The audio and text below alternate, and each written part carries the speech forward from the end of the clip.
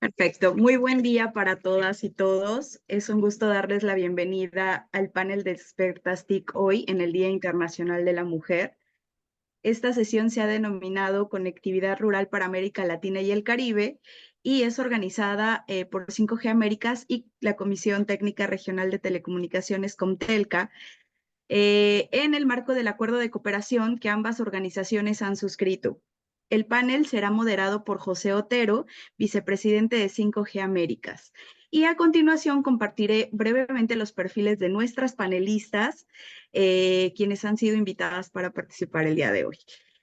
Por primera parte, daremos la bienvenida a Lorena Torres, quien es consultora Senior Blue Note Management Consulting, especializada en redes de telecomunicaciones, infraestructura digital, regulación del sector TIC y gestión de espectro radioeléctrico. Cuenta con más de 19 años de experiencia en la industria de telecomunicaciones. Lorena es ingeniera electrónica con posgrados en telecomunicaciones móviles y gerencia de empresas de telecomunicaciones. En los últimos 9 años ha participado como consultora y experta técnica en más de 40 proyectos relacionados con infraestructura de banda ancha, nuevas tecnologías, espectro radioeléctrico y comunicaciones para seguridad pública en países como Colombia, Ecuador, Argentina, Perú, Costa Rica, Panamá y Chile. Bienvenida, Lorena. A continuación, presentaré a Jania Vega, quien es consultora de telecomunicaciones, especialista en regulación de mercados en competencia, tecnologías de la información, estrategia y digitalización. Fue viceministra de Telecomunicaciones del Gobierno de Costa Rica entre octubre de 2008 y julio de 2012. También fue miembro del Consejo de la SUTEL, el ente público encargado de regular las telecomunicaciones en Costa Rica. Asimismo, se ha desempeñado como asesora parlamentaria de la Asamblea Legislativa de la República de Costa Rica. Es máster en gestión pública con énfasis de parlamentos, título otorgado por la Universidad de Costa Rica.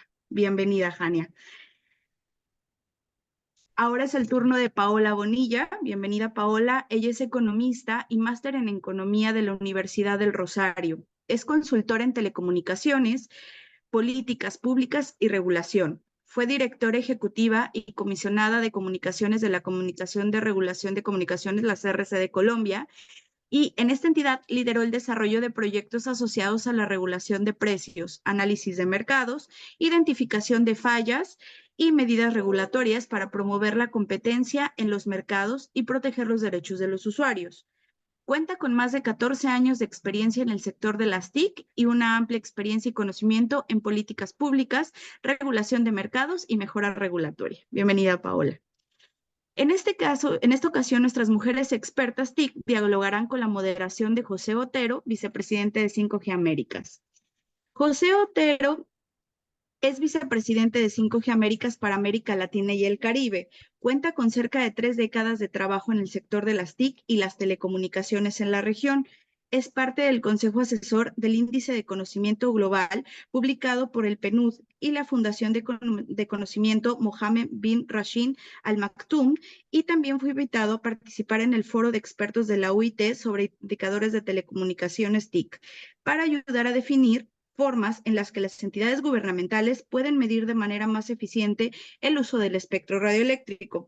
Su formación académica incluye títulos en política de la Universidad de Boston, Derecho de la Universidad de Edimburgo, Tecnología de la Universidad de Georgetown e Innovación Social de la Universidad de Cambridge. José Felipe Otero también es instructor adjunto de la Universidad de Nueva York, en donde dicta cursos sobre transformación digital y el impacto de la tecnología en los negocios, la política pública y la cultura.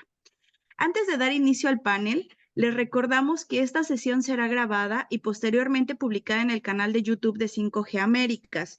Luego les haremos llegar obviamente el enlace a todos los registrados para que puedan tener acceso a la información que se brindó el día de hoy.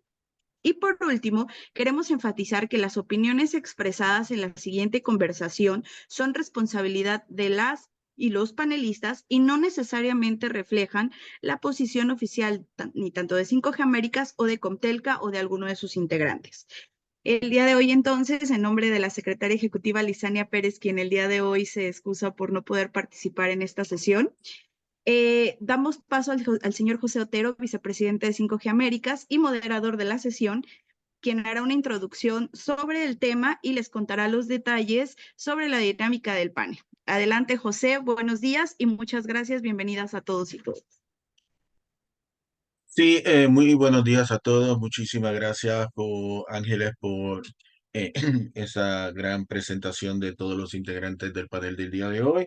Y obviamente siempre estamos muy agradecidos de cooperar y colaborar con Comtelca en todo lo que es la difusión de conocimiento en América Latina, que viene siendo el pilar del trabajo de lo que hacemos desde 5G Américas. Hoy el tema es conectividad rural y qué mejor forma de hacerlo que en el Día Internacional de los Derechos de la Mujer, sobre todo cuando estamos observando que en esa conectividad rural, que en forma agregada de América Latina estamos hablando que es un 18% de la población, pero cuando estamos hablando de los mercados centroamericanos, este 18% se incrementa aún más de 30, rondando el 40% en algunos de estos países.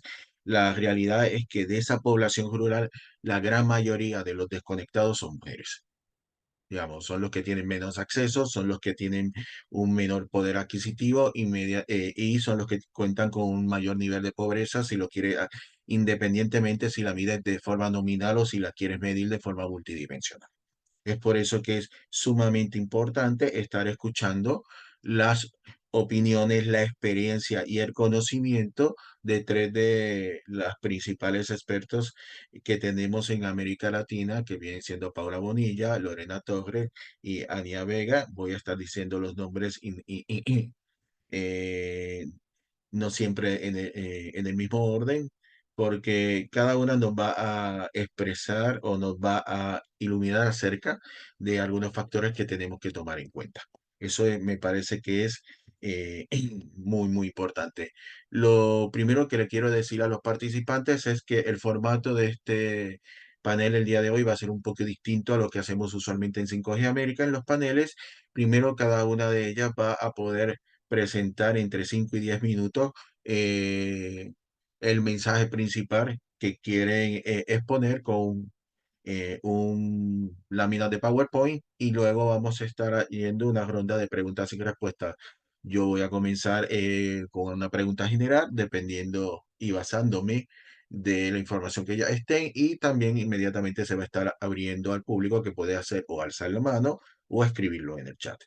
Sin más demora, voy a comenzar a compartir la pantalla, porque y estaríamos hablando con Ania Vega. Pero antes de esto, quisiera también recordarles a todos que 5G Américas tiene como objetivo identificar expertas, porque cuando estamos hablando de equidad, cuando estamos hablando de los derechos de la mujer en el mundo de la tecnología, siempre escuchamos no hay mujeres y yo no quiero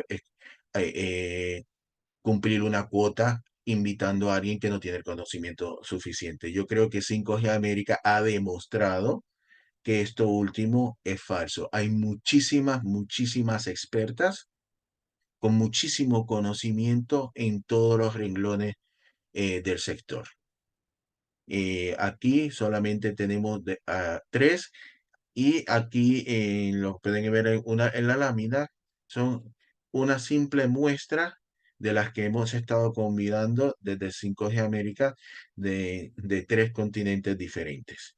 Entonces, es tratar de incluir más mujeres en la conversación, porque si no, empezamos a hablar de por qué hacerlo y nos vamos a todos los estudios académicos sobre el tema, digamos, la inclusión de nuevas perspectivas, la inclusión de esa opinión de la mujer, los resultados es mejores ingresos para las empresas, una aceleración en el crecimiento económico, y muchísimas externalidades positivas, pero eso ya es un tema de otro panel.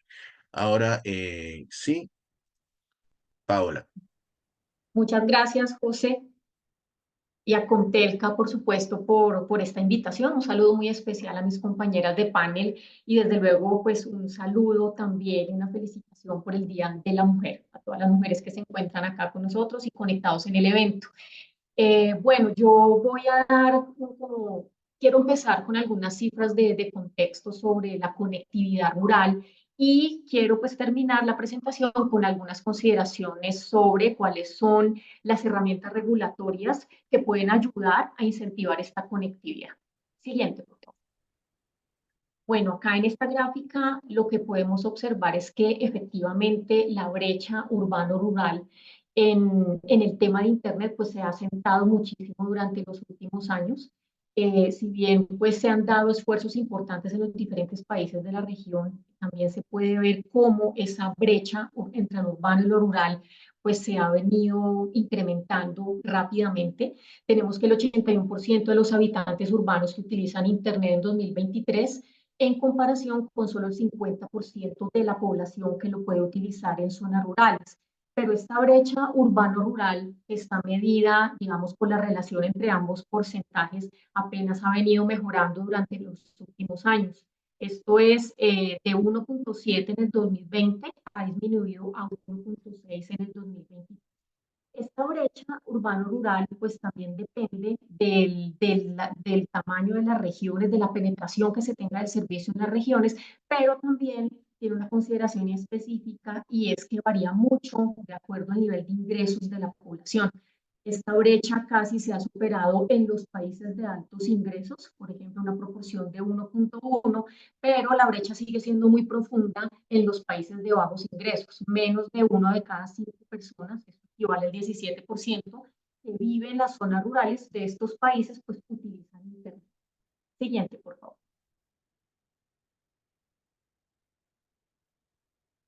Gracias.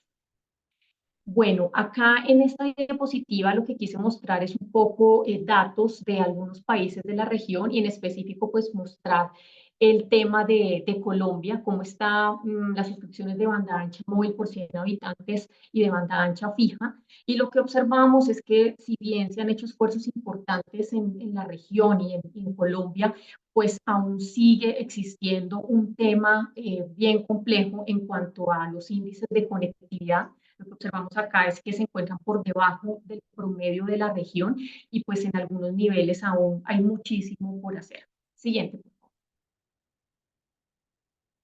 Si nosotros ponemos una lupa, digamos, a los datos anteriores para el caso específico de Colombia, que es el que también quería mostrarles, lo que podemos observar es que en esta gráfica que tenemos acá, que es con base en una información del Departamento Nacional de Planeación y cifras del DANE del 2022, lo que observamos es que persisten diferencias significativas entre las zonas rurales y urbanas con respecto a la cobertura, al acceso y a la calidad del servicio. Si vemos en la gráfica de la parte inferior, donde está la razón principal por las cuales las personas no utilizan Internet a nivel urbano y rural, vemos que el 38.8% no sabe usarlo y este 38.8% está ubicado en zonas, digamos, rurales dispersas. Y también el 29.1% pues no lo consideran necesario. Esta cifra que nos revela que adicionalmente al tema de conectividad, de infraestructura y de redes, hay que hacer un esfuerzo muy grande en cuanto a la necesidad de promover el desarrollo de habilidades digitales. Siguiente. Con este panorama, digamos que acá lo que quisiera mostrarles es que se encuentran diferentes tipos de herramientas para lograr una disminución de la brecha en la conectividad. Tenemos herramientas, por ejemplo, de política pública, herramientas de mecanismos alternativos de proyectos de conectividad donde el sector privado ha jugado un papel bien importante y tenemos la herramienta de la regulación, que es en la cual pues quisiera ahondar un poco más a lo largo de este panel. Entonces, en el tema de la política pública, rápidamente en un estudio de la GSMA del 2023, donde se estudió el caso de Argentina, Brasil, Colombia, Costa Rica y Ecuador, pues se tiene que la principal herramienta o la herramienta tradicional para el cierre de la brecha, pues sigue siendo, por supuesto, los fondos de servicio universal. Pero esos fondos de servicio universal, a la luz de las nuevas realidades del ecosistema digital, de los nuevos agentes que han entrado a la cadena de valor, pues trae a colación que tal vez se deba repensar el tema de las contribuciones, de los desembolsos, de la financiación de estos fondos, de la ejecución y el impacto de los programas y proyectos y la sostenibilidad y focalización de estas iniciativas. Entonces, si bien estos fondos, por supuesto, cumplen una función muy importante, lo que se está observando, y también pues acá traigo a colación algunas de las conclusiones del estudio que les menciono, de GSMA, donde se hizo un análisis econométrico realizado por Naciones Unidas, el resultado es que el efecto agregado de estos fondos de servicios sobre la conectividad a Internet o bien es nulo o incluso puede ser contraproducente.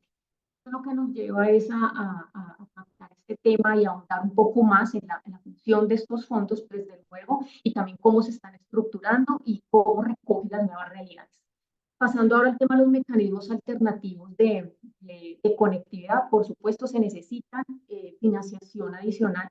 Acá pues entra a jugar un papel muy importante cómo se expande la oferta y la demanda, también las soluciones innovadoras que se puedan tener en temas de conectividad, que creo que hoy nos van a hablar las compañeras de panel sobre algunas de ellas. En cuanto a expandir oferta y demanda, pues por supuesto a través, por ejemplo, de cofinanciación de inversiones en zonas remotas o cómo se impulsa la demanda a través de programas de capacitación digital.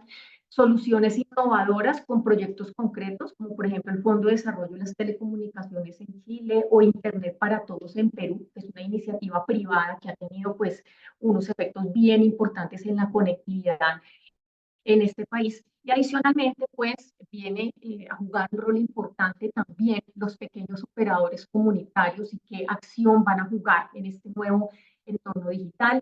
Llega también la discusión si se debe o no ampliar la base de las contribuciones, incluyendo los nuevos agentes de la cadena de valor digital y cómo se maximiza la efectividad de las inversiones. Por supuesto, cómo se hace el seguimiento a temas de los proyectos e inversiones de estos fondos de servicio universal. Y la tercera herramienta, y no menos importante, la cual quisiera ahondar un poquito, es cuáles son las herramientas que se pueden utilizar desde la óptica de la regulación para ayudar de manera complementaria a cerrar la brecha de conectividad en la región. Acá solo quisiera mencionar una particularidad en el caso de Colombia, y es que el regulador de comunicaciones no tiene competencias en espectro. Estas competencias las tiene el Ministerio TIC y la Agencia Nacional del Espectro, pero el regulador sí tiene, digamos, dentro de la órbita de sus competencias, pues algunas herramientas bien importantes que pueden ayudar de manera complementaria a cerrar la brecha.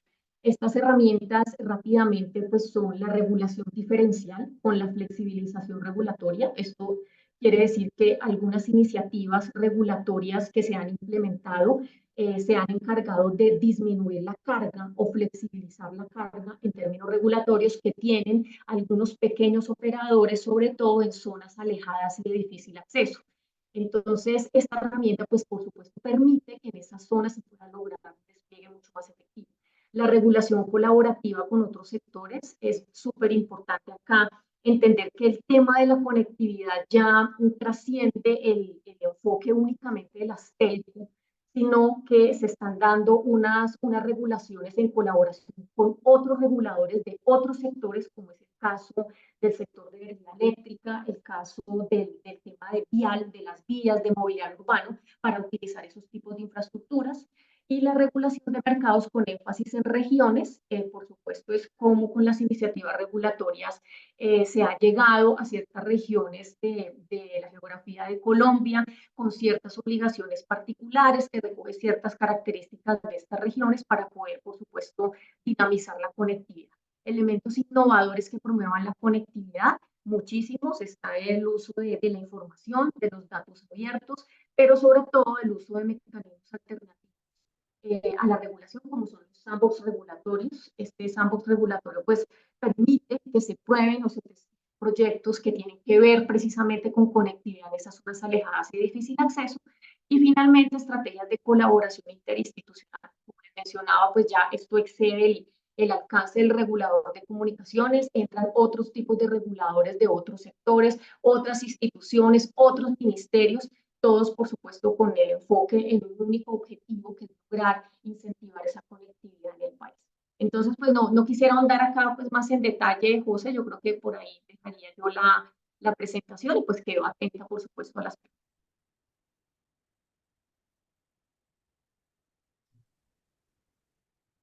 Muchísimas gracias, Paola. Entonces vamos a estar dándole la palabra a Ania. Voy a compartir la presentación de ella en unos momentos. Buenos días, don José, compañeros de Comtelca y de la región. Y por supuesto, un abrazo solidario a todas las chicas que estamos en esto.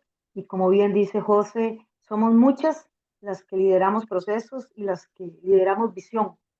Y creo que eso se debe de reconocer y 5G siempre ha tenido la característica de promoción y divulgación de este rol de las mujeres en las TICs y en las telecomunicaciones. Aprovecho la presentación de Paola eh, para más bien avanzar en algunos de los temas. Mi pregunta es la que he hecho en varios foros a lo largo de estos 18 años. ¿La conectividad rural es la cenicienta de esta historia? ¿Y por qué? ¿Lo es o no lo es? José, si querés, la podemos avanzar. En este punto, recién casi todos estuvieron presentes o al menos dieron seguimiento al Foro Barcelona, donde se unió a la mayoría de los y se convocó a la mayoría de la tecnología y del sector de telecomunicaciones. En ese foro pudimos ver, por ejemplo, una de las conclusiones que llamaron más la atención es que en este momento la visión o el mundo está en un proceso imparable, dijo uno de los representantes del foro, en el que es tan importante abrazar lo nuevo como despedir con honores las tecnologías como 2G, 3G o el cobre. Cuando hablamos de zonas rurales y su conectividad, nos damos cuenta que esa despedida todavía sigue pareciendo más lejana. Por otro lado, representantes de la UIT nos señalan la cantidad de personas en el mundo desconectadas de Internet. Si están desconectadas del Internet, aquí estamos hablando de una brecha mucho más integral. ¿Podemos pasarla, José? Y aquí coincido con Paola en que el enfoque, y especialmente por lo tardío de la conectividad rural, no puede quedarse en el concepto básico de conectividad-acceso. Significa aquí que tenemos que visualizar conexión no solo a la red, sino a la terminal y a los diferentes tipos de terminales, agregarle a esto una visión integral de uso y de creación de contenido para que puedan apropiarse, por tanto, y beneficiarse en forma activa los habitantes de las zonas rurales y se cumpla la expectativa de todos de una inclusión digital integral. Entonces, mi exposición va a concentrarse en casos concretos de cómo esa visión integral sí se puede. Soy positiva todavía, sigo siéndolo. Y quisiera tomar el tiempo para exponer al menos dos casos en el caso costarricense que han dado mucho éxito en esta visión integral. Podemos avanzar. El primero de ellos es Conectemos la Esperanza, que es de la iniciativa privada para mover el ecosistema. El segundo es el proyecto Colibrí, que es reciente del gobierno de la República, y el proyecto STEM también del gobierno de la República. Vamos a ver si me da chance de ver el tercero y si no lo podemos ampliar en las preguntas. Avancemos entonces. El proyecto Conectemos la Esperanza es un proyecto de orden local. ¿Qué quiero decir con esto? Normalmente, bien lo señalaba Paola, hay una política de Estado, hay regulación general, hay principalmente seguimiento en materia de conectividad macro, pero Conectemos la Esperanza es un proyecto que nació con un origen local. En el caso costarricense se llama municipalidades, gobiernos locales o cantonales. Y es en la zona rural del país, zona norte, donde se estableció este proyecto. ¿Y por qué se estableció? ¿Qué fue lo que buscaba?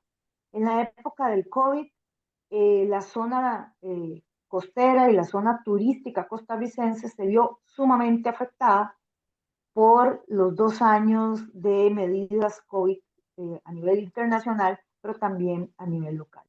Eso implicó que muchas familias cayeran de clase social o de ubicación y además que la conectividad evidenciara y se focalizara muchísimo más sobre las consecuencias específicamente en la educación. La población de esta zona sufrió realmente en un número importante y no solo no quedaron como población sin trabajo porque dependía del turismo internacional, sino que adicionalmente, educativamente, no se podían conectar a la propuesta del Estado de hacer las lecciones vía online porque no tenían conectividad o no tenían terminales o los docentes no sabían utilizar las herramientas. Entonces, acá se generó un proceso de convocatoria desde la alcaldía o desde el gobierno local para tratar de abordar la pandemia, no solo en salud, sino en trabajo, en alimentación y en educación. Entonces el alcalde, en conjunto con diferentes organizaciones sociales, empezaron a identificar el impacto nocivo que se estaba generando en su localidad. Para ello entonces se creó un proyecto en el cual todo el ecosistema ampliado, como bien lo señala Paola, el rol es ampliado, empezó a generar un proyecto conjunto desde la comunidad. El primer paso que se buscó fue ganar en confianza, la articulación de actores desde la comunidad. Lamentablemente en Costa Rica, un día sí y otro también, hemos tenido algunos roces institucionales macro, políticas de Estado muy cortas a veces, o regulaciones también, cuyos proyectos avanzaron en tiempos diferentes a los de la política pública. Eso generaba disputas y la solución fue resolverlo desde la comunidad y no desde las disputas macro. Esa confianza permitió la convocatoria de muchos actores en forma simultánea que permitieron el segundo paso, que la gestión y los proyectos de conectividad no solo fueran integrales, sino fueran basados en evidencia. En conjunto con la SUTEL, el MISIT y las organizaciones, se generó un diagnóstico local, con necesidades locales, no macro. Entonces, se logró un mapeo importante respecto a redes, respecto a educación y demás elementos. Entonces, aquí tuvimos una combinación de análisis de redes versus análisis de talento humano. De ahí la integralidad de la propuesta. De seguido pasamos como primer abordaje la conectividad.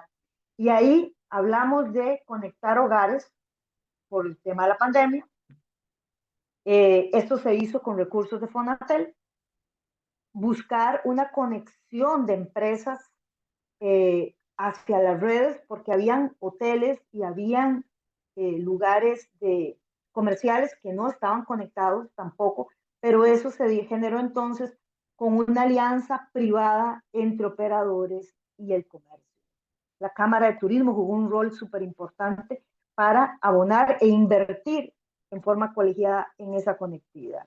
La mejora regulatoria, como bien señala Paola, genera flexibilidad en estos casos y se buscó entonces un regulador activo, focalizado en ser parte de la solución y de generar y garantizar una sección de la población que tuviera la garantía de la competencia de los operadores. Inversión en infraestructura fue súper importante y para ello se desarrollaron 3 elementos básicos. El primero de ellos, que es una ventanilla única municipal. La mayoría de las torres que no se habían podido crear era como consecuencia de la inacción municipal. Entonces, al generarse una ventanilla única, se hizo una apuesta bastante disruptiva. Doy el permiso y después reviso y verifico. Entonces se hizo de una forma muy rápida la construcción de las torres que hacían falta para poder conectar a esa zona. Adicionalmente, se generó entonces un trabajo colegiado con la parte eléctrica para poder llevar electricidad hacia esas torres que se requerían y por supuesto, paralelamente se colaboró con caminos por parte de la municipalidad. Entonces la infraestructura también tuvo una visión integral. Desde el punto de vista educativo, se generó una alianza público-privada entre los maestros del Ministerio de Educación, el INA, que es una institución autónoma en Costa Rica, para generar formación especializada y con ello buscar empleo y empleadores en forma integral. El último paso que se generó fue el de talento humano. Y todo esto lo estoy hablando de un proyecto piloto que tardó un año en dar resultados bastante positivos. Talento humano, lo que se hizo fue formar conocimientos, acercar a los jóvenes, a sus familias, a los desempleados, a instrumentos digitales. Particularmente se ayudó en el inglés, pero también a generar el conocimiento en otros tipos de formación dual vía online para hotelería y turismo. Entonces se generó una alternativa hacia las comunidades. Como política local y después de un trabajo a nivel nacional, se aprobó a nivel nacional la ley de atracción de nómadas digitales. Y entonces, por las características de la zona que estamos hablando, que es una zona turística al norte del país, se generó todo un proyecto paralelo para la atracción de esos nómadas digitales en los hogares, en los pequeños hoteles, etcétera, que generó un ingreso adicional a la comunidad y a los habitantes.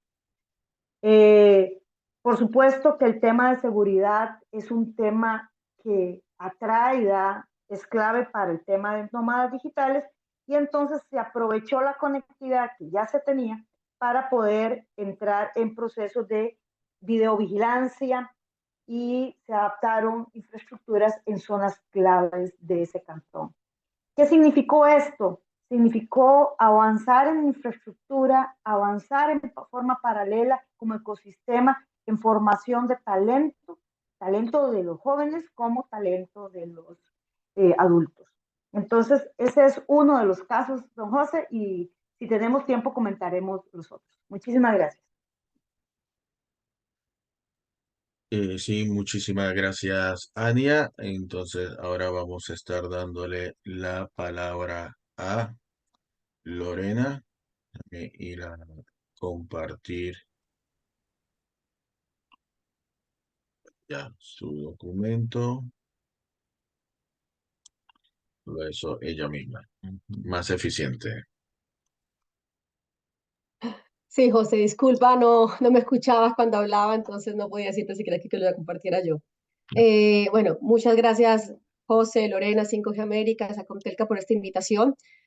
Un saludo a Paola, a Hanna, y además una felicitación y un reconocimiento a todas las mujeres que están hoy participando por todo el liderazgo, y de paso un agradecimiento diciendo a las 5G Américas por esa visibilidad que nos viene dando a tantas mujeres que trabajamos en el sector TIC. Ya, bueno, entrando en el tema, ya Paola mencionaba esa batería de herramientas que existen para expandir la conectividad, especialmente en zonas rurales, y Ani estaba mostrando uno de los casos en Costa Rica. Yo también quisiera profundizar en un caso de esto que forma por parte de mecanismos alternativos o innovadores para expandir la infraestructura y la conectividad en ese tipo de zonas, y tiene que ver con la figura del operador de infraestructura móvil rural que fue creada en el Perú con la ley de competencia, y particularmente en el caso de Internet para Todos que también mencionaba Paola. Ahí, perdón, avanzo.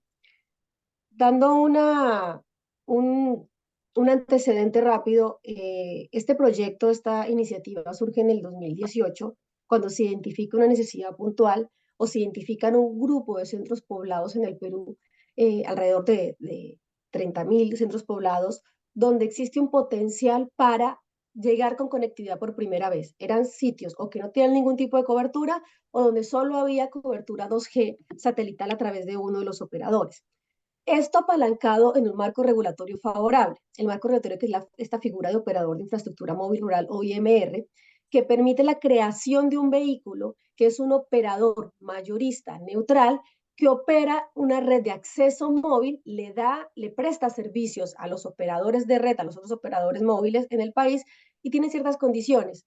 No presta servicios a usuarios finales, no tiene espectro asignado, implica que no tiene que hacer inversiones en este tipo de espectro, opera con el espectro de sus clientes, de los operadores de red, y particularmente en el Perú, por este marco regulatorio, el ámbito de acción es específicamente las zonas rurales, esos centros poblados que tienen menos de 2.000 o 3.000 habitantes en el Perú. Pensemos que el Perú tiene 33 millones de habitantes, su población rural está alrededor del 21%, hay más de 100.000 asentamientos humanos y de esos 100.000 el 99% son rurales. Entonces, ahí hay una base que motiva la creación de este proyecto. ¿Qué es IPT? IPT nace como un proyecto basado en el modelo que se conoce como Network as a Service, o un modelo mayorista neutral de red de acceso móvil, conformado por 4 empresas que participan, y las quiero mencionar particularmente porque creo que esta alianza también es un elemento importante en este tipo de proyectos. Por un lado, la participación de un operador móvil, telefónica, en este caso, que además de aportar una infraestructura que sirve de base para la actualización, entrega el proyecto, además del know-how que tiene que ver con el despliegue de redes en este tipo de zonas, también aporta la posibilidad de tener esa fuerza de negociación o capacidad de negociación con proveedores, que no es menor cuando estamos hablando de un operador que se va a concentrar en un mercado muy pequeño. Por otro lado está Meta, Facebook, que además de capital para desarrollar el proyecto, es un jugador, este tipo de jugadores, estos grandes tech, son muy importantes en la medida que aportan conocimiento en nuevas tecnologías y además tiene una intención del por qué la conectividad. Y que eso lleva a la apropiación. Viene detrás una serie de proyectos que ayudan a que realmente se use la conectividad con la que se está llegando. Y después la banca multilateral, que para mí viene siendo un jugador muy importante en todos estos proyectos de expansión de conectividad rural, apoyando o complementando los fondos de servicio universal, como ya mencionaba Paola, no solo con el aporte capital, ya sea en participación de financiamiento o créditos, pero también estas bancas tienen en su ecosistema una serie de proyectos de inclusión digital, de desarrollo de habilidades, que ayudan a que haya una demanda y que se fortalezca. Ahora, ¿qué ofrece Internet para Todos? Y voy mencionando algunos aspectos de este proyecto que han hecho que cumpla con su objetivo y que sea referente o que sea un modelo exitoso. Por un lado, una de las principales características o de las principales metas es la eficiencia. Aquí estamos llegando a zonas de muy bajo poder adquisitivo, donde todo dólar que se ahorre es esencial para hacer factibles los proyectos. Entonces, ahí se hace mucho uso de la información y de herramientas de inteligencia de negocios que cada vez con las soluciones en nube y con las empresas integradoras se vuelven más asequibles y hay mucho más desarrollo, de manera que puedan entender bien el ecosistema rural y tener soluciones muy a medida. Además que toda la operación y mantenimiento, todos los procesos técnicos que forman parte de un despliegue y operación de una red se puedan automatizar de manera que se reduzcan los precios. Desde el punto de vista de tecnología, Internet para Todos y en general la figura de este operador mayorista se basa en una red de acceso móvil compartida, que ya este tipo de soluciones, si bien eran innovadoras hace unos años, se ha expandido notablemente en el mundo y en la región y ya está bastante probado cómo funciona este tipo de soluciones. Lo que consiste es en compartir toda la parte que tiene que ver con la red de acceso, la infraestructura pasiva y activa que están en las estaciones bases, la conectividad entre las estaciones bases y el backbone, el backhaul de la red, y los controladores y los centros y la parte de gestión de red. Todo esto es administrado por este operador por Internet para Todos. Y después el espectro, la gestión del usuario, el core network de la red y toda la interoperabilidad con otras redes, la salida de Internet sigue a cargo del operador de red. Esto hace que cada operador siga prestando su portafolio de servicios sobre esta base de conectividad que tiene que ver con la red de acceso. Otro aspecto innovador tiene que ver con el modelo de negocios. El modelo de negocios consiste básicamente y de manera muy general en el valor del usuario se distribuye o se comparte entre el Internet para Todos, el operador mayorista y el operador de red. ¿Qué es importante aquí? Más allá de que se comparte el valor del usuario. Hay que entender que esto va cambiando, las necesidades del usuario va cambiando y las condiciones de uso también.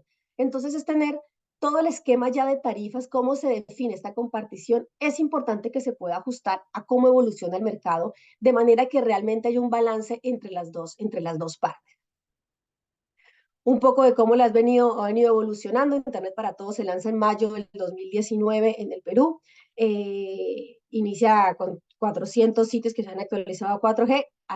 A diciembre de 2023, que tiene más de 2.400 sitios desplegados con tecnología 4G y 3G, también para los servicios de voz. Está cubriendo más de cerca de 20.000 centros poblados que representan 3,7 millones de habitantes peruanos, pero más allá de esta cobertura, de la expansión que han marcado en Perú, han habido cosas importantes que han venido con el proyecto. Por un lado, ya ha logrado vincular a los 3 principales operadores del mercado, Telefónica, Claro y Entel, lo que da más esencia a esa operación neutral y mayorista del mercado, permitiéndole además a los usuarios de estas zonas tener con un portafolio de servicios o una oferta de servicio más amplia.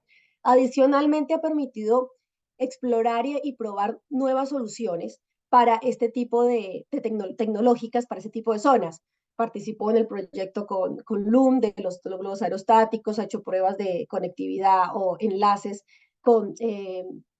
sin línea de vista, enlaces microondas. Recientemente hizo pruebas con tecnología, bueno, está trabajando con tecnologías Open RAN también en su base de red, y últimamente puso en servicio varios sitios con conectividad satelital haciendo uso de soluciones en órbita baja, las soluciones de Starlink. También ha permitido apalancar otros proyectos públicos como el tema de Canon por infraestructura. Y ya para terminar esta introducción inicial y después dejar abiertas preguntas, yo sí quisiera destacar 5 aspectos que creo que son lecciones aprendidas importantes del proyecto.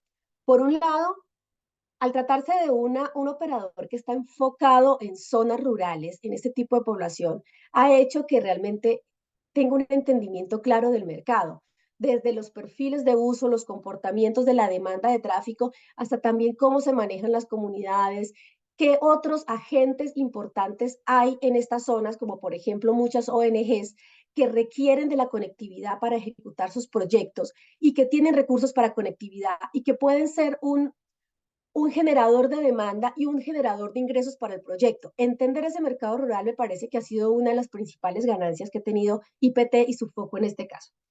Después, por tratarse de un operador privado, de iniciativa privada, tiene mucha flexibilidad para adecuarse tanto a los cambios tecnológicos como el mercado. Y yo aquí quiero resaltar una cosa. Si bien los fondos de servicio universal, el tema de desarrollar infraestructura a cambio de pago por espectro son importantes, muchas veces esas estrategias tienen aspectos regulatorios o leyes muy estrictas que no le permiten al operador tener estos cambios o esta flexibilidad, y a veces ahí es donde se empieza a limitar el proyecto. La sobreespecificación, el cuidado de las inversiones, temiendo temas con las contralorías y las entidades de control, a veces lo que generan después es limitar esa flexibilidad que requiere este tipo de mercado. Es importante que haya un marco regulatorio que lo favorezca. Ya Paola habló mucho o mencionó muchos aspectos relevantes de lo que impacta la regulación en todo este tipo de proyectos, y también la importancia del sector público como un generador de demanda, conectando escuelas, desarrollando aplicaciones en gobierno digital. Todo esto ayuda a hacer que esto sea sostenible en el tiempo. Ahí, José, terminó mi intervención y bueno, quedo abierta a preguntas. Muchísimas gracias, Lorena. Entonces, quisiera ver si hay alguna pregunta del público. Pueden alzar la mano o simplemente escribirlo en el chat. Vamos a dar unos momentos.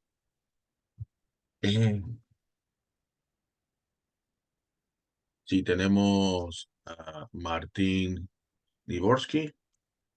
Tiene la palabra.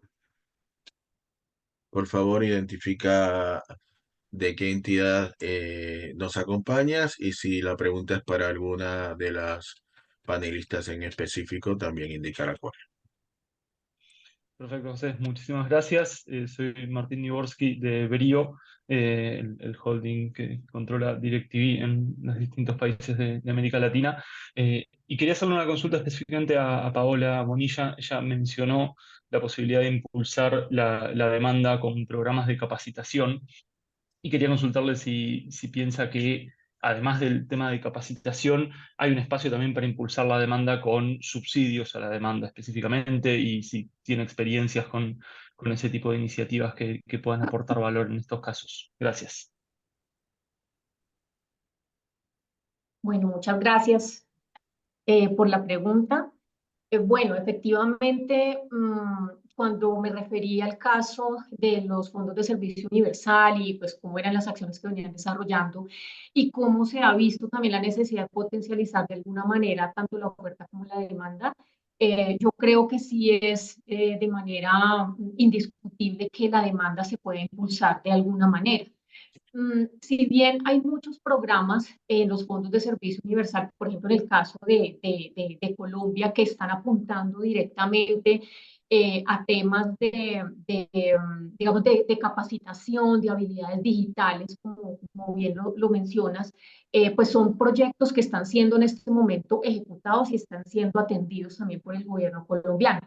Sin embargo, sí creo que es oportuno revisar también la posibilidad, como también lo sugiere el estudio de la GCMA que les mencionaba hace un rato, de poder realizar o ver iniciativas que tengan que ver con subsidios, por ejemplo, a los terminales, a los dispositivos, etcétera, en ciertas regiones del país. Por supuesto, estas iniciativas en su momento, también para contarles un poco, hace como unos 5 años que tuve la oportunidad de trabajar en el Departamento Nacional de Planeación, se hizo un estudio muy importante sobre cuáles eran las necesidades de subsidios, no solo en el sector TIC, sino en otros sectores de la economía, en energía, en agua, etcétera.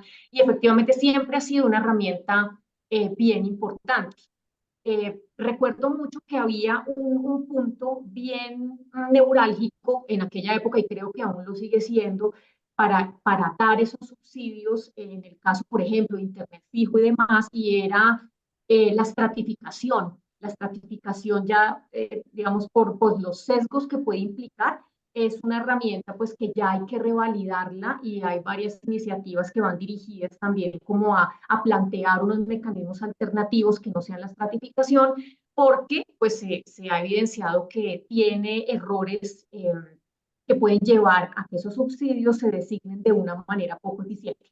Pero en general yo creo que es un complemento de las dos. Hay que incentivar la oferta, pero por supuesto también la demanda. Sí, Ania, ¿tienes un comentario?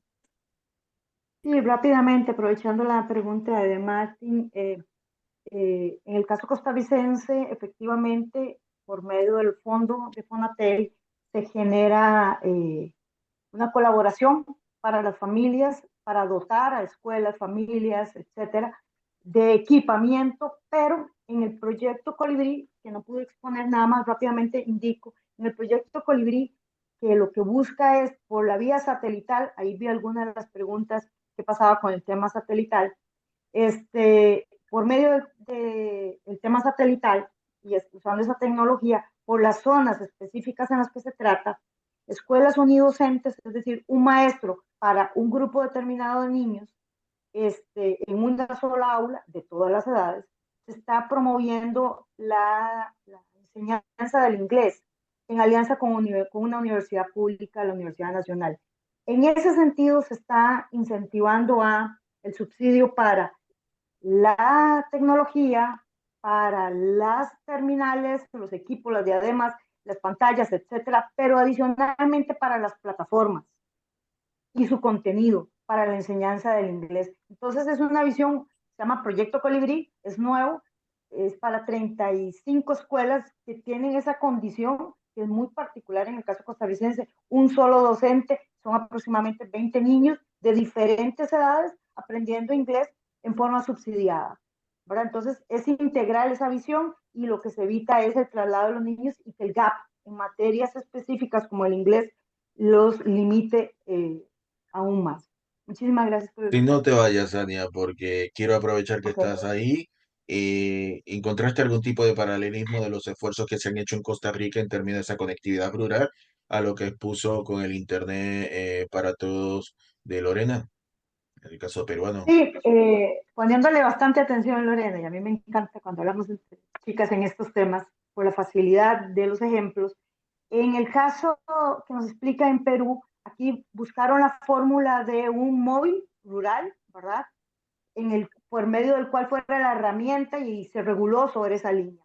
En el caso costarricense, lo que se promovió fue un mercado en competencia y por medio de una maratón, así le denominamos en Costa Rica, en el caso de Conectemos la Esperanza, lo que hicimos fue que la industria y el sector privado se aproximó a la zona de Santa Cruz y en forma simultánea para promover el derecho de escogencia un poquito ahí, por ser un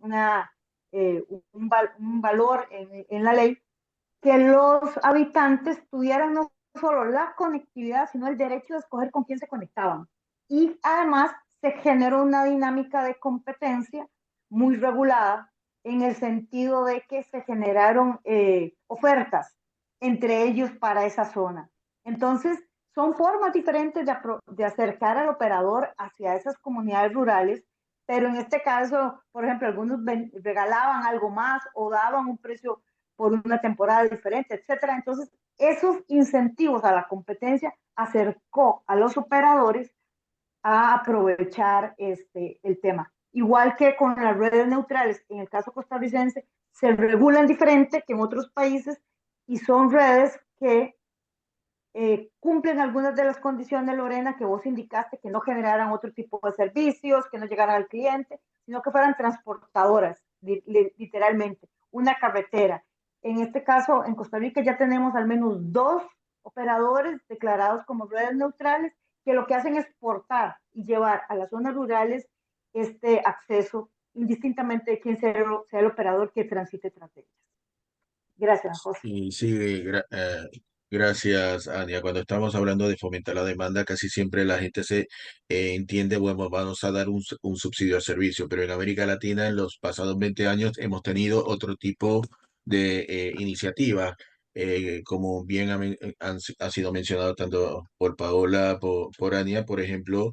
Vamos a quitarle los impuestos a la importación de ciertos dispositivos por debajo de cierto valor. Digamos, la provincia de San Luis, cuando allá por hace más de 13 años se declaró Internet como un derecho humano para empezar a fomentar la adopción de los servicios, se van al punto de la accesibilidad, o que vamos a dar incentivos impositivos, digamos, vamos a que las personas también puedan deducir de sus impuestos toda esa inversión que se hace en términos de conectividad. O sea, hay muchos esquemas donde también como parte de las estrategias de responsabilidad social de algunas empresas, se empiezan a donar dispositivos, se empiezan a crear algún tipo de red para llevar esa conectividad a estas zonas rurales.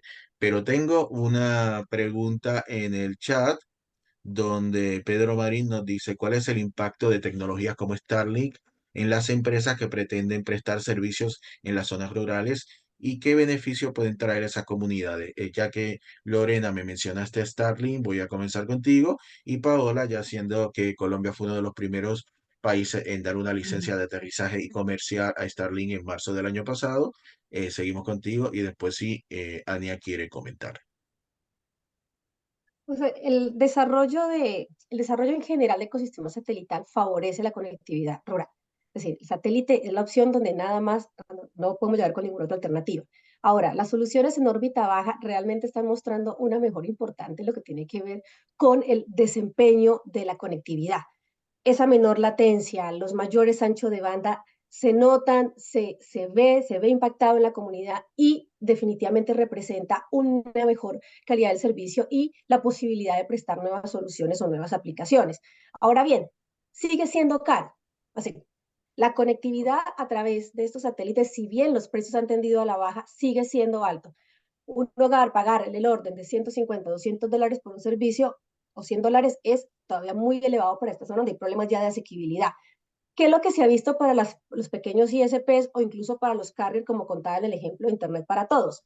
Es usar esta alternativa, ya que mejora el desempeño, insisto, mejora el desempeño técnico, como la solución de backhaul para distribuir esa conectividad entre los diferentes usuarios y poder darle una eficiencia económica.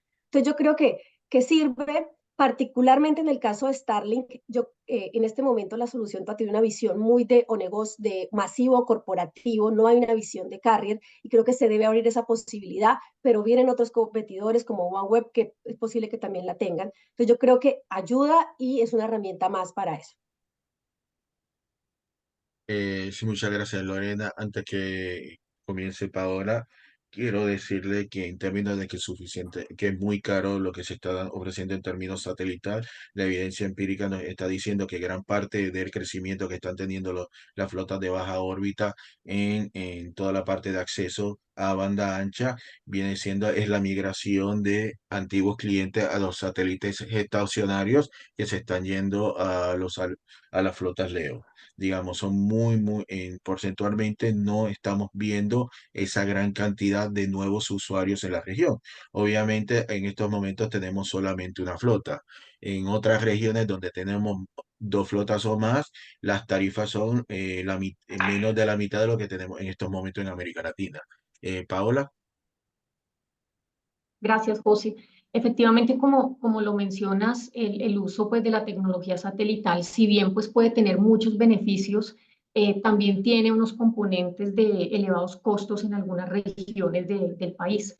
Por ejemplo, en el caso de Colombia, el escenario actual de conectividad pues, se caracteriza por presentar unas redes troncales y unas redes de acceso que tienen una capacidad baja, una disponibilidad y una capilaridad que no es suficiente para poder soportar los nuevos desarrollos y los servicios TIC, en específico en esas zonas rurales y municipios apartados.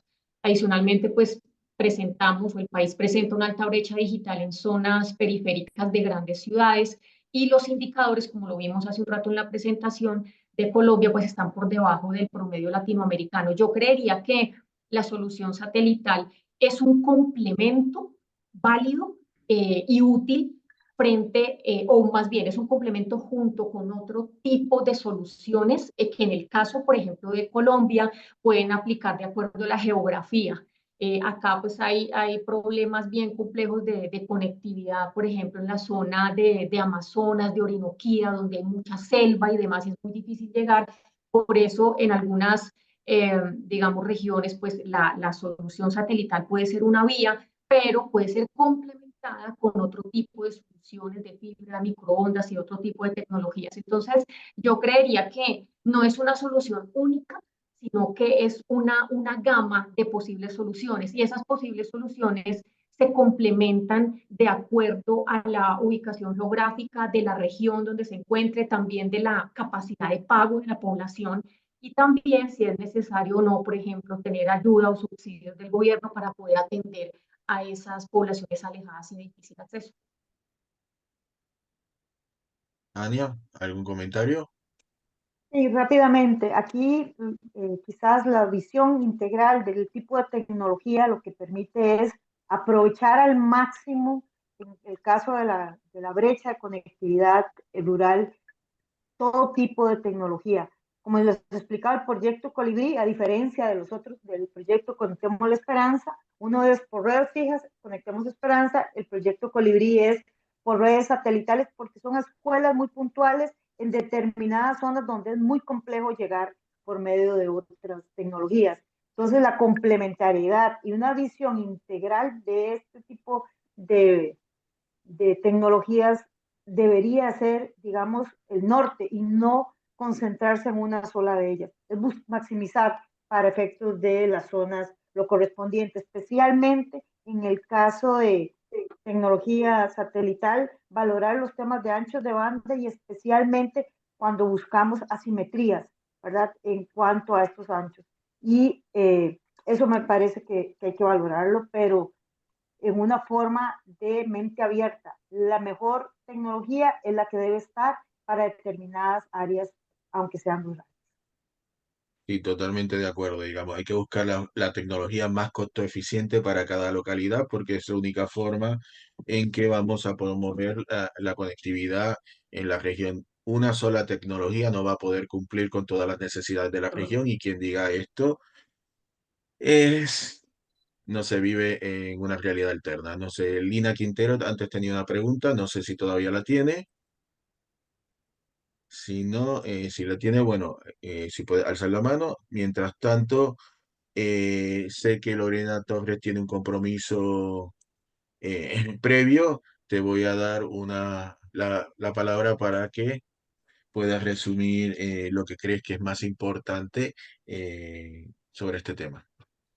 Gracias, José. Bueno, muchas gracias otra vez. Y si me permites, veo dos preguntas en el chat que quizá quisiera abordarla. Ya sobre el tema de 5G como alternativa para cerrar la brecha digital, creo que ya, Ania, y tú lo dijiste. Aquí no es 5G soluciona, 4G soluciona, Starlink soluciona, es cuál es la tecnología apropiada para la necesidad que se tiene.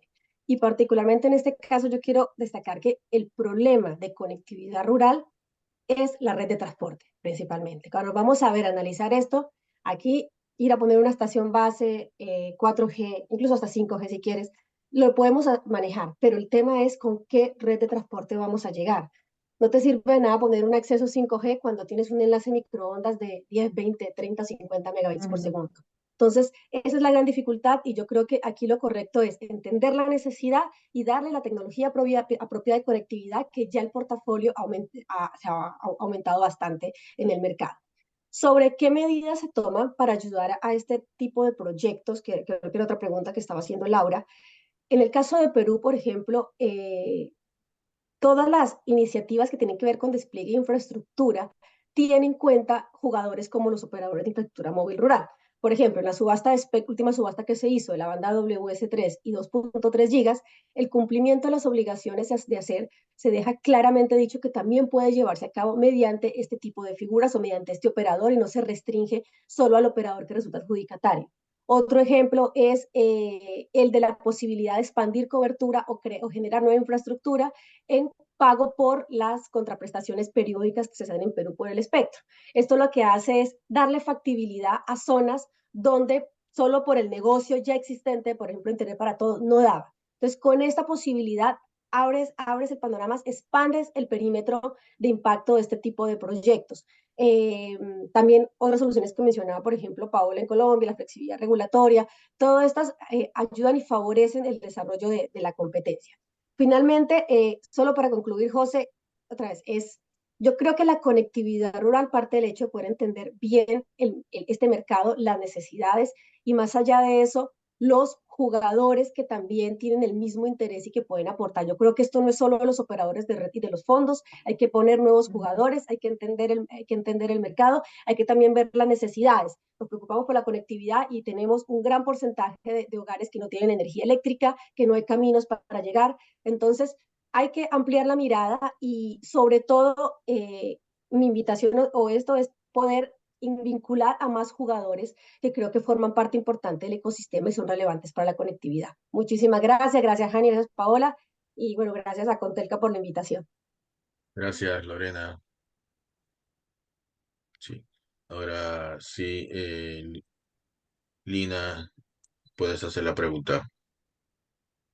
Muchas gracias. Mi pregunta va orientada como a la doctora Paola Bonilla y tal vez también a Lorena me da lástima que se vaya, pero mi pregunta es si, hablando un poco de los fondos universales, en este momento en Colombia hay como muchos cuestionamientos sobre el uso que se le ha dado a estos fondos o las eficiencias que tienen o digamos la falta de eficiencia que se tiene. Me gustaría saber, ya que la doctora Bonilla ha estado del otro lado, digamos, del lado de regulador, quisiera saber cuál es su posición frente a este tema.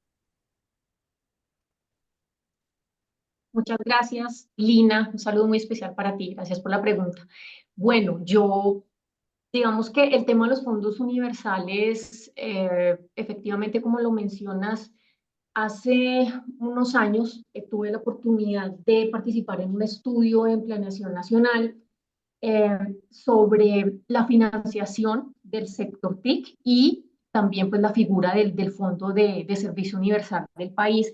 Y en aquella época, recuerdo mucho, uno de los resultados es que principalmente el fondo tenía una gran dispersión de iniciativas que apuntaban a todo, ¿verdad? O sea, muy dispersas en el tiempo y esa dispersión de iniciativas y esa falta de focalización no permitía que la ejecución del fondo se hiciera de una manera más eficiente. Estoy hablando, Lina, hace unos 5 o 6 años. Efectivamente, en esa época fue el diagnóstico, pero pues mirando en la actualidad, y no solo el caso de Colombia, sino el caso de otros países de Latinoamérica, yo creo que los fondos requieren una reforma o una revisión o que se pueda repensar algunos conceptos que son, digamos, piezas clave para que puedan funcionar de manera eficiente. Por ejemplo, eh, desde mi óptica o desde la óptica económica, se necesita unas evaluaciones ex post muy serias, unas evaluaciones ex post muy rigurosas de la efectividad de las iniciativas que tiene el fondo y de esos resultados de esas evaluaciones ex post se puede recoger muy buena información y muy buena experiencia para ver cuáles efectivamente son las iniciativas que sí están enfocadas de una manera directa, por ejemplo, al cierre de la brecha digital o de la brecha de conectividad y cuáles tal vez no han sido tan efectivas o tal vez ese no es el objetivo o no es el direccionamiento que se le debe dar. Pero eso, ¿cómo se hace? Eso se hace primero con fundamento en evidencia, en información, en análisis que permitan mirar análisis ex post de impacto de ese tipo de iniciativas que tienen los diferentes proyectos de servicio universal. Adicionalmente, bueno, está la discusión de, bueno, cómo se financia. Yo recuerdo también en ese entonces el estudio que les menciono, que uno de los resultados fue, listo, hay muchas iniciativas, están dispersas, han tenido un efecto, pero ese efecto no es sostenible en el tiempo ni financieramente, ni técnicamente, tal vez en las iniciativas que estaba compuesto el fondo o en ese momento en que se revisó. Entonces, no es solo, digamos, tener unas iniciativas claras, focalizadas, evaluadas, etcétera, sino que también hay que ver cómo esas iniciativas de verdad apuntan al gran objetivo, que en últimas creo que es el objetivo principal y central de un fondo de servicio universal, y es lograr la conectividad, por supuesto, y otros objetivos, digamos, muy importantes también, pero pues este es como el core de los fondos, y para eso se requiere hacer unas evaluaciones de impacto sobre esas iniciativas. Entonces, y también la base de contribución, ¿no? Si efectivamente los fondos creo que fueron diseñados ya hace tanto tiempo solo como para la industria telco, ¿cierto? Y ahora pues hay otro tipo de agentes en la cadena de valor, hay que mirar estos agentes también qué rol juegan y demás. Entonces yo creo que es un conjunto de cosas que nos invitan a repensar esa estructuración de los fondos universales y yo creo que con el uso de información, de evidencia, de analítica, de datos, etcétera, se podrían hacer grandes reformas en los medios. Sí, perfecto. Me parece que es un punto muy, muy importante que haya transparencia en términos de cómo está eh, pensado en la normativa, lo que viene siendo el Fondo de Servicio Universal. No todos los fondos de servicio universal son idénticos, y si está mal escrito no podemos llegar a ese caso extremo de lo que sucedió en Brasil. Tenemos un fondo de servicio universal, pero pasados 20 años hasta que tuvo el primer proyecto de telecomunicaciones que pudo financiar. Entonces, y obviamente la parte de dónde se obtiene la financiación del fondo es sumamente importante. ¿Por qué? Porque estamos en una industria que en cambio constante. El Fondo de Servicio Universal de Estados Unidos inicialmente era por interconexión. Llegó un momento en donde con la caída de la interconexión, con toda la llamada de voz sobre IP, era un fondo que prácticamente no estaba recibiendo ningún tipo de dinero y no se podía costear, y por eso tuvo también toda una reformulación. Y no nos olvidemos que para utilizar cualquier fondo de servicio universal, independientemente de cómo esté constituido en la normativa, cuáles sean los términos de su financiación, si no tenemos a cargo de estas entidades personas que estén dispuestas a hacer la implementación correcta de las medidas que tiene y de sus responsabilidades, tampoco va a pasar nada. pero como esto es un tema en donde en Costa Rica es sumamente importante lo que se está haciendo en el FONATER, y quiero darle la palabra a Ania para que también complemente la segunda parte de la pregunta de Laura, donde le preguntaba a ella y a Lorena si tienen ejemplos de medidas tomadas por el regulador de Costa Rica para flexibilizar o fomentar la competencia en los proyectos que pusieron hoy. Eh, Coincido en términos generales con la visión expuesta tanto José como Paola de los elementos esenciales que deben de garantizarse en este uso de fondos. El primero de ellos, no distorsionar al mercado, o sea, no es sustituir al mercado, es donde el mercado no puede llegar, colaborar con una contribución. Dos, que los proyectos tengan una visión integral, es decir, no solo conectar red, sino dar implementación y generar contenidos para que se puedan apropiar los ciudadanos o las personas de esas zonas. Y tercero, que los proyectos sean sostenibles en el tiempo. Llegará el subsidio en un tiempo determinado y de ahí para adelante la lógica es que el mercado lo pueda absorber y continúe en ese proceso. En esa misma línea, me parece importante indicar que en el caso costarricense hemos tenido un importante cambio con respecto al tema del fondo. Costa Rica llegó tarde a la apertura y eso nos permitió ver y conocer mejoras con respecto a lo que sucedía en otros países. Y en este caso, la política de Estado la establece el Poder Ejecutivo, un ministerio rector, donde incluye la visión de disminución de brecha y la de uso del fondo como políticas de Estado y metas de Estado, pero es el regulador el que diseña los proyectos, el que los remite a competencia de todo el mercado y particularmente el que permite las alianzas estratégicas para las otras partes del ecosistema que hemos venido hablando, sea tecnología, sea contenido, etcétera. Todos los proyectos en el caso costarricense del fondo son 5, no son muchos, son 5 grandes proyectos que han tenido diferentes licitaciones, todos, para que todos los operadores puedan competir tras esos recursos. Es una subasta a la baja, el que menos cueste, pero cubra más, esa es el que gana. Permite las alianzas estratégicas para los otros elementos del ecosistema y esto permite una visión integral y tiene alrededor de 14 tipos de evaluaciones diferentes cada proyecto. Paola, eso es súper importante lo que vos estás diciendo. Tienen los financieros de costo, tienen los contralores desde el punto de vista de eficiencia del uso de los recursos, tienen los de política de Estado, están alcanzando la meta o no, y cuál tipo de meta, y tienen 4 estudios de evaluación en caso, por ejemplo, hogares conectados, que es conectar las poblaciones vulnerables, especialmente zonas rurales o de acceso económico bajo, para subsidiar por 3 años la tecnología y la conectividad, el Internet del hogar. Se hace un estudio de 3 meses donde personas contratadas, especialmente de universidades, van y están en las casas.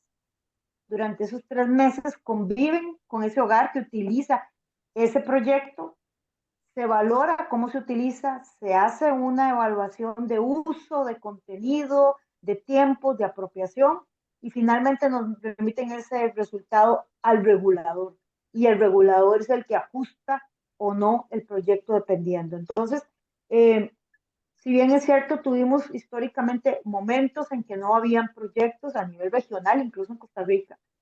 Una vez que arrancaron con esa visión, me parece que ha ayudado bastante al uso y más bien hemos tenido problemas porque la tendencia regional de mal uso de recursos o interpretación de no uso de los recursos de los fondos generó que en Costa Rica algunos pensaran, bueno, si eso pasa en el mundo, seguro en Costa Rica también, entonces retiremos los recursos. Y hemos tenido en aquel momento yo como reguladora, junto con otros compañeros, pues la lucha de explicar cómo se están utilizando y para qué se usan. Pero sí es cierto, Paola y José, que es un tema que debe estar siempre en la mira para mejorarlo, que van a necesitarse recursos si queremos realmente tener conectividad rural, o de diferentes tipos de brecha. Hoy tenemos de conectividad, pero otras van a ser de uso, y que se modernicen y que se actualice esa visión de política de Estado y de política regulatoria, creo que puede ser el éxito de estos recursos. Gracias por el espacio. Eh, eh, Completamente de acuerdo. Me está pidiendo la palabra Ángeles.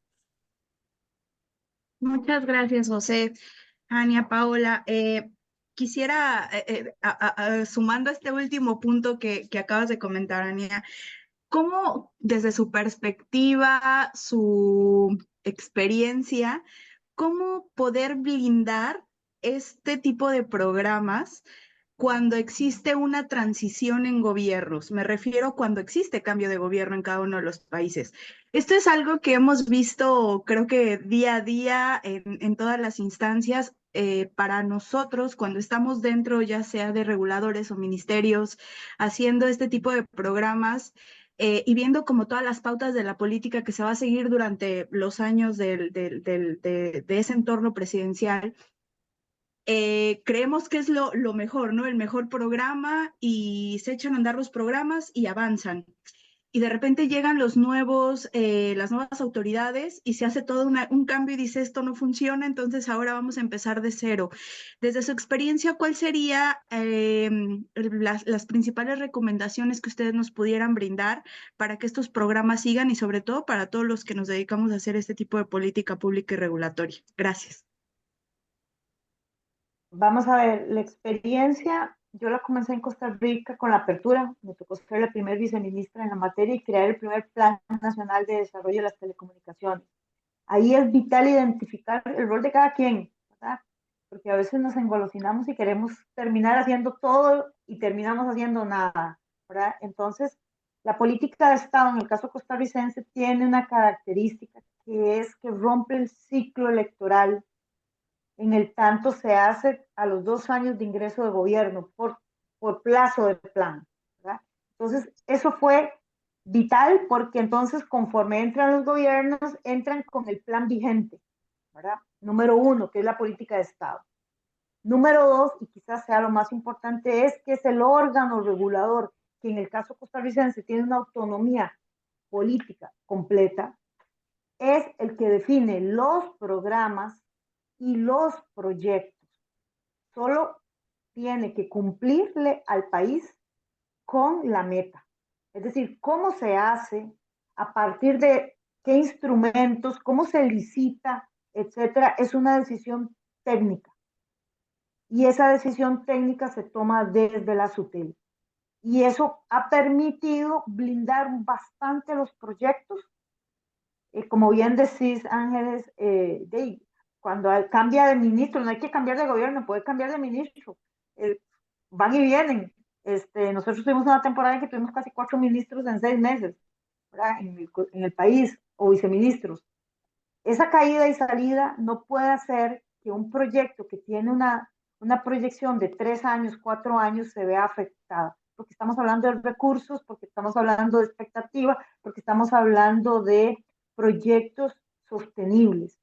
Entonces me parece que esa combinación ayuda de que la forma en que se cierre la brecha desde el punto de vista de proyectos y que se liciten sea un órgano técnico quien lo defina.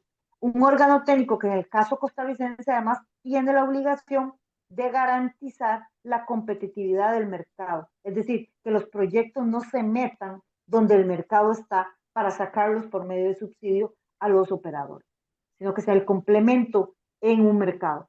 Entonces, por lo menos desde esa perspectiva, es lo que ha sobrevivido en Costa Rica, lo que ha hecho que no podemos parar las iniciativas políticas o los deseos políticos de cambiar todo de un solo tiro solo porque ya llegué, pero sí podemos amortiguar la posibilidad de que un proyecto que está siendo eficiente se caiga por una visión estrictamente política. Muchas gracias. Paola. Sí, muchas gracias, José. Bueno, rápidamente, en el caso de Colombia hay una diferencia bien marcada en cuanto a lo que mencionaban anteriormente, y es que los programas y la política pública y los proyectos de conectividad y demás, pues son manejados de manera directa por el Ministerio TIC. Y por otro lado está el Departamento Nacional de Planeación, que también es un órgano técnico completamente, donde pues se dan lineamientos también de política pública junto con el MITIC. El regulador, digamos, no tiene una competencia directa en temas de manejo, por ejemplo, de recursos, de fondos universales, de proyectos de conectividad y demás, sino que tiene pues las herramientas que les mencioné hace rato, regulatorias para lograr esa conectividad. Sin embargo, yo creo que frente a la pregunta de Ángeles, digamos, para tener o poder como trascender los gobiernos y que impacte tanto, en el caso de Colombia, pues hay algunas herramientas, como por ejemplo los planes nacionales de desarrollo, que son pues cada 4 años, el Plan Nacional de Conectividad, que son hojas de ruta trazadas a largo plazo. Que si bien, por supuesto, pueden venir gobiernos distintos y cambiar algunas cosas, para mí, pues el objetivo principal se mantiene de alguna manera bajo ese lineamiento del Plan Nacional de Desarrollo, de los Planes Nacionales de Conectividad. Yo creo que allí una de las formas que puede ayudar a que esto no permee, digamos, no se permee por los cambios políticos, es precisamente contar desde lo técnico con estudios y evidencia concreta sobre el análisis de impacto de esas iniciativas y esos proyectos de conectividad, porque teniendo unos resultados concretos, unos resultados basados en información y en evidencia que muestren si efectivamente esas iniciativas son o no, fueron o no efectivas, pues si llega un gobierno nuevo, pues hay insumos al menos, digamos, para mostrar este tipo de análisis y que permiten pues focalizar los esfuerzos hacia las herramientas que de verdad se requieren en ese momento para poder lograr la conectividad en el país. Entonces yo creo que esta es una herramienta que puede ayudar muchísimo y por supuesto pues tener estos planes nacionales de desarrollo, de conectividad, etcétera, a largo plazo. Estos planes a largo plazo pues permean, si bien no al 100% desde luego, pero al menos mantienen como un objetivo general para que sea cumplido. Y a mí me parece que lo que acaban de mencionar Ania y Paola es muy importante, pero también quiero agregar que independientemente del marco que tú tengas en el país, si las personas que están tomando las decisiones, las personas responsables, no están conscientes de la importancia que tienen las telecomunicaciones, no vamos a lograr nada.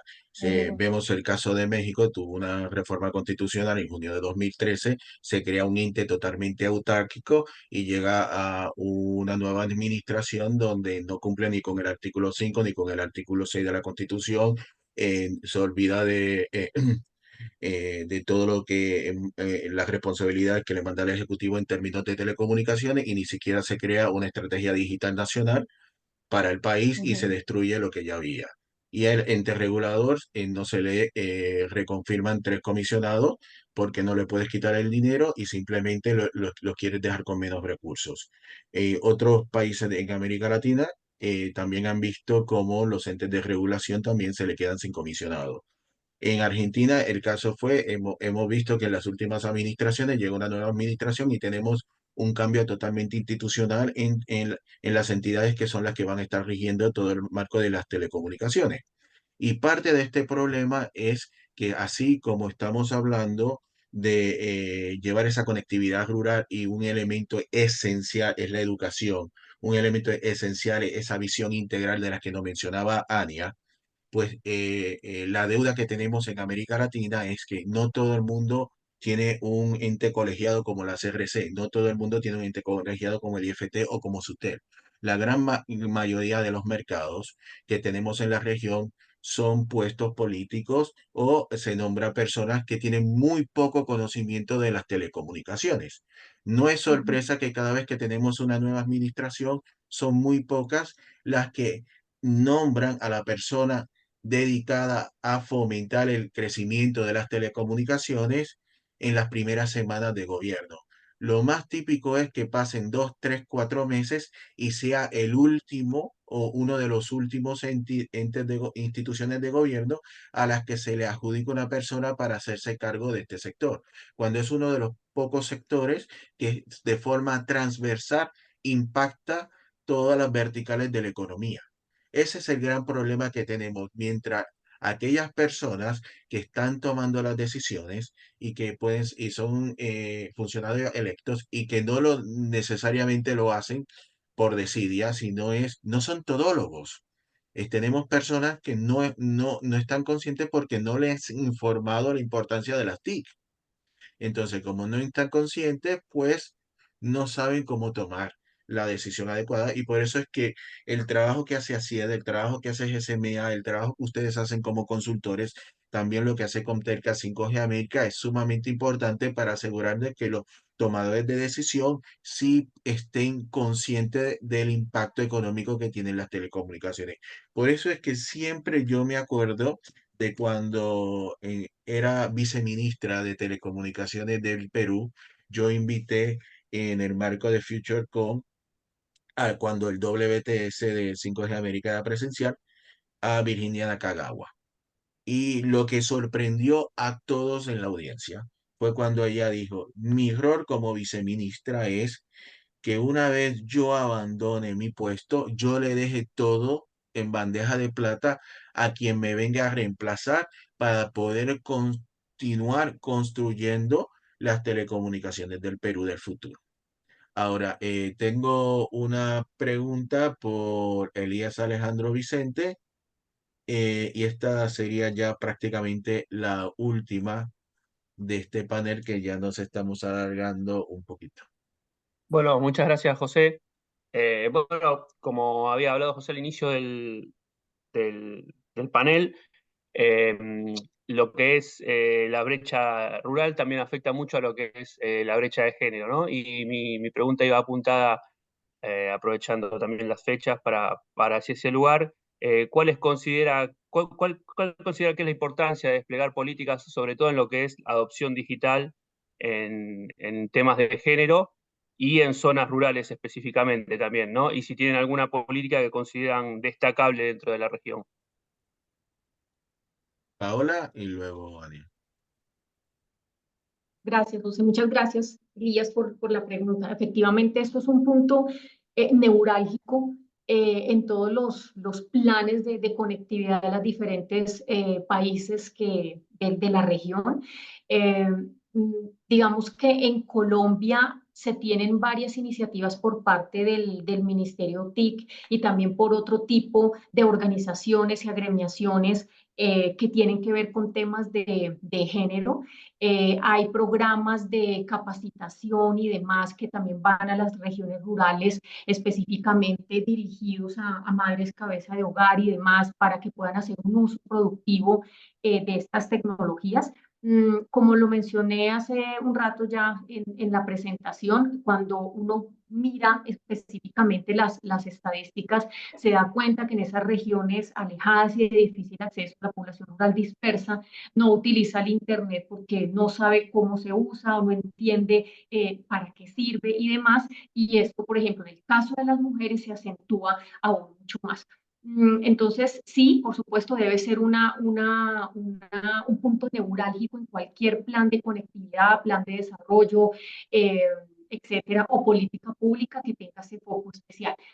Para el caso de Colombia, digamos, aparte del caso de políticas públicas del MINTIC, pues también está algunos esfuerzos que se han venido realizando por parte del regulador y es a través de los estudios que hace, por ejemplo, en temas de contenidos audiovisuales, que es la otra sesión que tiene la Comisión de Regulación de Comunicaciones, pues ha hecho estudios también sobre los roles que juegan las mujeres en estos contenidos y también en otras estadísticas y componentes del sector, pues se ha hecho como un zoom importante para poder tener información desagregada a nivel de género que permita con esa información poder focalizar o al menos servir de insumo para focalizar políticas públicas al respecto. Entonces, yo rescato esas iniciativas que se han venido desarrollando. Sé que falta muchísimo todavía, falta mucho por hacer, pero se han dado ya algunos pasos importantes y creo que todas tenemos un rol bien importante en seguir impulsando estos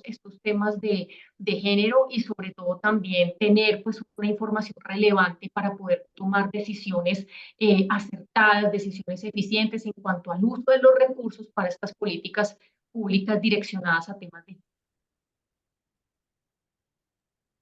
Nadia. Vamos a ver, si bien los proyectos en el caso de Fonatel, que son los de conexión de brecha digital, no tienen per se el incentivo focalizado hacia algún género en particular, la data nos demuestra que el resultado de la inclusión, en este caso integral, da un 60% de mujeres jefas de hogar.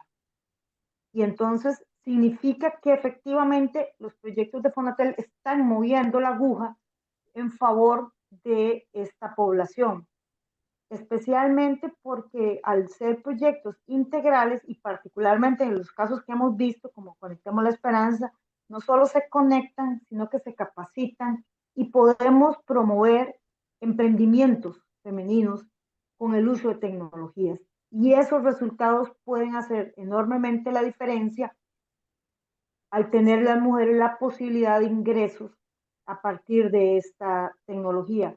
Paralelamente hay un proyecto en este momento muy focalizado y que tiene que ver con esto, que es crear más espacios para las mujeres y el aprovechamiento de las tecnologías, de la ciencia, de la tecnología. Y es un proyecto de gobierno que es el de Mujeres STEM, en el que se identifican en la data mujeres en condiciones de vulnerabilidad, mujeres en condiciones determinadas para ser promovidas por medio de becas en forma colaborativa y en su formación. Entonces, ese es uno muy puntual que tiene que ver, más allá de la conectividad rural, con el conocimiento y con los espacios hacia las mujeres para poder formar parte de este equipo que ya estamos promoviendo y solidarizándonos en esta materia.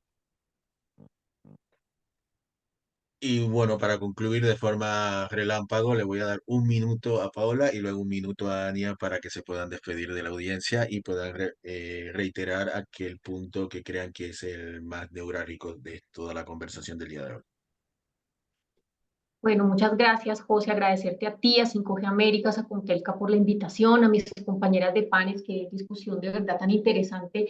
Muy agradecida porque se continúen incentivando este tipo de espacios de diálogo. Creo que estos tipos de diálogos pues permiten definitivamente poner sobre la mesa los temas más relevantes de la industria. Yo solo quería pues despedirme resaltando un punto central y es que creo que todo lo que se ha tocado el día de hoy frente al tema de la conectividad, lo que nos hace ver es que hay diferentes esfuerzos desde diferentes dimensiones, tanto de política pública, del sector gobierno, de los reguladores, de la industria y demás. Y creo que estas iniciativas en complemento y teniendo esa mente abierta, ¿verdad? Que ya no es un tema únicamente de los tradicionales fondos universales y de la política pública, sino que viene a jugar un rol bien importante, herramientas regulatorias, herramientas del sector privado, asociaciones público-privadas y demás, para lograr estos objetivos de la conectividad. Entonces yo creo que con lo que nos han contado y lo que hemos podido ver el día de hoy, hay muy buenas herramientas, hay muy buenos insumos, hay proyectos maravillosos con resultados maravillosos. Ahí es que, por supuesto, enfocar estos esfuerzos en lograr esa conectividad para la región, pues creo que vamos por el camino correcto. Ania. Primero que todo, muchas gracias por el tiempo, por el espacio y por el intercambio. El intercambio siempre generará espacios de mejora y de entendimiento. Y lo termino con una frase, no sé si me escuchan, lo termino con una frase que es No importa si el vaso está medio lleno o si el vaso está medio vacío. Lo que importa es que nosotros tenemos el vaso y también tenemos el agua para poder llenarlo. Así que en conjunto podemos hacer mejoras en esta área y podemos generar los espacios suficientes para las mejores prácticas. Muchas gracias a todos. José, Contelca, muchísimas gracias, Daniel. Gracias. Ahora le paso la palabra a la representante de Contelca. Muchas gracias, José. Muchas gracias, Ania, Paola y a Lorena que nos brindaron este excelente panel. Para Contelca es muy importante brindar todo este tipo de espacios de diálogo. Los tratamos de promover lo más que podamos con todo el entorno de telecomunicaciones y sobre todo que siempre participen todos los actores relevantes, porque muchas veces solamente los brindamos a los reguladores y a los ministerios, pero realmente todo este entorno digital y las personalidades que participan de todo este tipo de conjunto y de acciones son vitales para poder tomar en consideración a los puntos de vista de todos. Entonces, gracias por el tiempo. Fue un panel demasiado valioso, exitoso. Creo que hubo una muy buena interacción. José, a 5G Américas, gracias. Gracias en verdad por todo.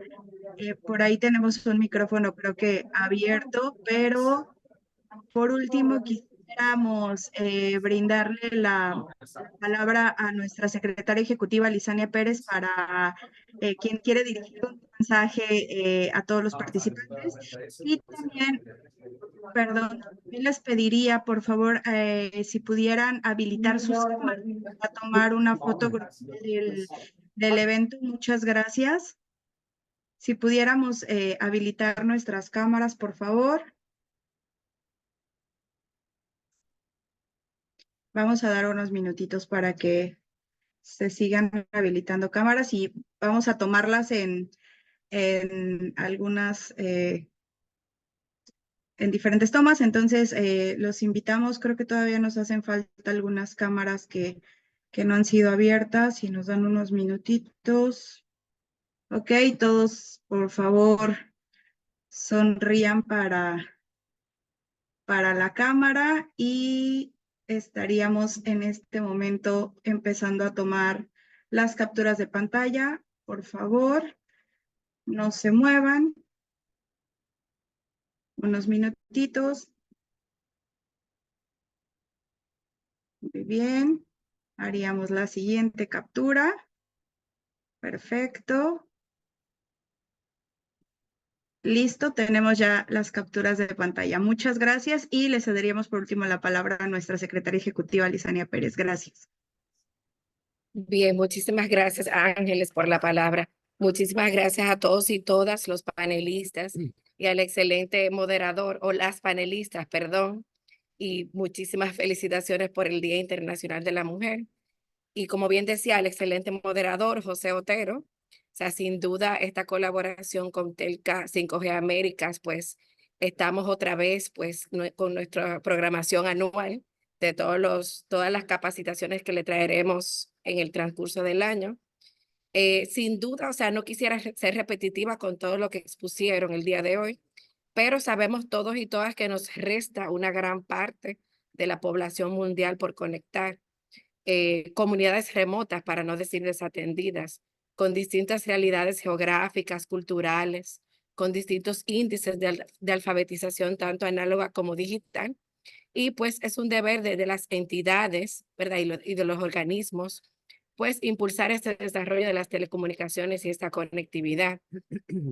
Vimos que no existe una solución única, sino más bien hay que implementar, como dijo José, una solución que sea la más costo eficiente para esas comunidades y teniendo en cuenta el contexto de cada comunidad. O sea, escuchamos muchos casos de éxitos, escuchamos realidades de distintos países y bueno, la idea y el mensaje que nosotros le queremos llevar es que sigamos todos en este esfuerzo, cada uno aportando su granito de arena desde nuestros distintos roles como reguladores, como ministros, como usuarios del Internet. Y bueno, es un tema de hacer acuerdos internacionales, interinstitucionales y fomentar el diálogo multisectorial y multi-stakeholder. Entonces, con esto, de verdad no quería dejar de saludar a mis grandes amigas, pues Paola y Ania, que son las que más conozco, y también, bueno, Lorena, que ya se retiró, y darle gracias a todos los que veo en la audiencia, muchas caras y muchos nombres conocidos. Para Comtelca y 5G América, es un placer tenerlos aquí a todos y todas, y bueno, que tengan todos feliz resto del día y muy buen fin de semana. Gracias. Sí, sí, muchísimas gracias a todos los participantes y a las dos panelistas de lujo que quedan. Desafortunadamente Lorena ya no nos acompaña. La promesa de que tienen las puertas abiertas siempre para exponer sus nuevas ideas, para exponer su perspectiva y el compromiso de invitarlas unas 2, 3 veces más en lo que resta del año, si es que no las cansamos mucho. Muchísimas gracias a todas.